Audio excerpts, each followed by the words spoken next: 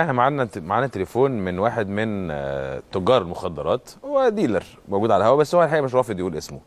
لازم يعني الو. دي مكالمه غريبه. عليكم السلام ورحمه الله وبركاته. مين معانا؟ معاك مصطفى سعيد يا باشا. ازيك يا مصطفى؟ انت بتشتغل ايه يا مصطفى بالظبط؟ احنا بنتاجر في المخدرات ساعات. بتتاجر ازاي يعني؟ بتعمل ايه؟ بتجيب المخدرات منين وبتبيعها فين؟ وبتتاجر في اي نوع من انواع المخدرات يا مصطفى؟ بنوزعها على الشباب. هنتاجر فيها ازاي يعني؟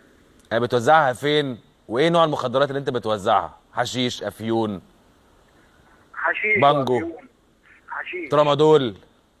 حشيش يا باشا. طب وايه اكتر نوع مطلوب عندك يا مصطفى؟ ما هو الحشيش هو اللي شغال، الناس كلها بتشربه، هو اللي شغال في الشارع. بتبيع كام بكام منه الحشيش ده يا مصطفى؟ ببيعه بكام؟ كام بكام يعني؟ الشعب كله عارف هيجي بيتباع بكام، ده يعني مش سؤال.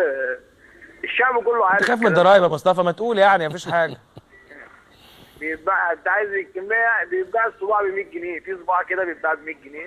طب مين اللي بيشتري منك؟ الطلاب وبيشتروه. مين اكتر ناس بتشتري منك؟ شباب قد ايه يعني؟ سنهم كام سنه تقريبا؟ من كام لكام؟ كل فئات المجتمع بتشتري. في كل الاعمار؟ كل الاعمار وكل مفيش شريحه اكبر من شريحه يعني؟ ايه؟ مفيش شريحه اكتر من شريحه يعني؟ الكبار اكتر من الصغيرين؟ ولاد اكتر من البنات؟ البنات اكتر من الولاد ولا؟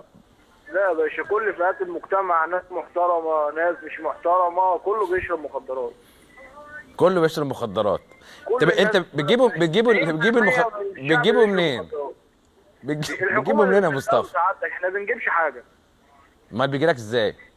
الحكومه اللي بتدخله، انا ما بجيبش حاجه. الحكومه بتدخله ازاي يا مصطفى؟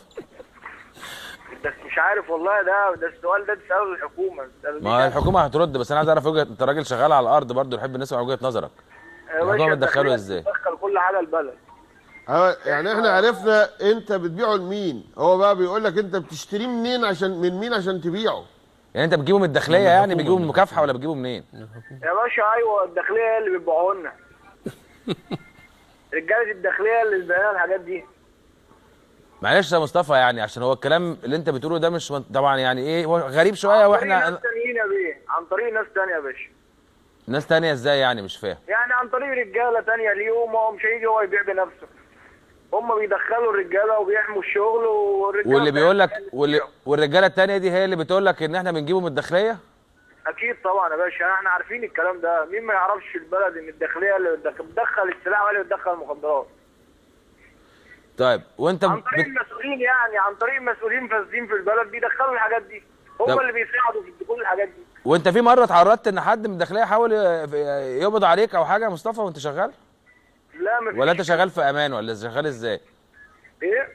بقول لك، انت في حد جرب من الداخليه مثلا يقبض عليك في حمله حصلت معاك ولا حاجه؟ دخلت اتقبض عليك مره وطلعت؟ حد من رجالتك اتقبض عليهم؟ حد من زمايلك اتقبض عليهم وطلعوا؟ ولا انتوا شغالين عادي والدنيا ما فيهاش اي مشاكل، بتبيع براحتك محدش بيقول لك انت بتعمل ايه؟ لا بنبيع براحتنا الحمد لله رب العالمين. انت بقالك قد ايه شغال يا مصطفى؟ يعني بقالنا 5 سنين اهو. 5 سنين.